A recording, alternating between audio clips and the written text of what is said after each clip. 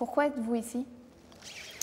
Bien parce que je suis attaché personnellement à la Méditerranée, parce que paradoxalement, je suis maire d'une commune qui n'est pas celle de mes origines, puisque ma mère est née en Algérie et à la suite de la décolonisation, eh bien, elle est allée dans le territoire métropolitain. Donc affectivement, je suis lié à la rive sud de la Méditerranée.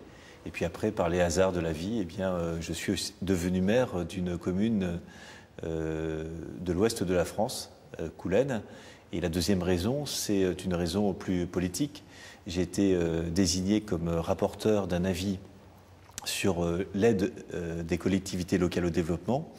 Et je pense qu'il y a vraiment un champ important pour les collectivités locales d'Europe pour participer à des actions concrètes de partenariat avec les villes du bassin méditerranéen.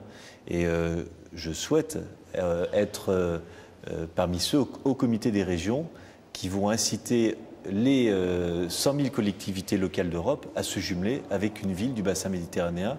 C'est un enjeu humain, culturel, mais c'est aussi un enjeu de développement économique, parce que je crois à la Méditerranée comme zone de prospérité économique, mais c'est aussi un enjeu formidable en termes de stabilité politique.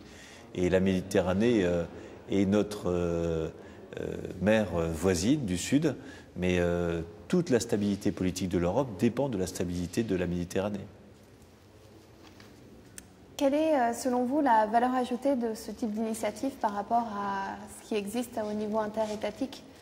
On voit bien qu'au niveau étatique, il s'agit de relations diplomatiques qui sont parfois freinées par des contingences internationales.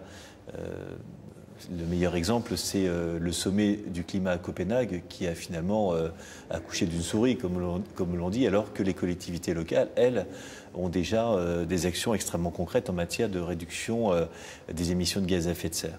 Je crois que pour la Méditerranée, c'est pareil. On a effectivement un cadre qui a été défini au niveau des États, il est important, mais maintenant les actions concrètes, elles se feront bien plus rapidement au niveau des collectivités locales. Et les collectivités locales du bassin méditerranéen, mais aussi de l'Europe, sont tout à fait prêtes, je crois, à s'investir sur des micro-projets parfois, mais qui vont véritablement faire avancer la coopération entre l'Europe et le sud de la Méditerranée, mais aussi dans l'ensemble du bassin méditerranéen et en particulier au Moyen-Orient.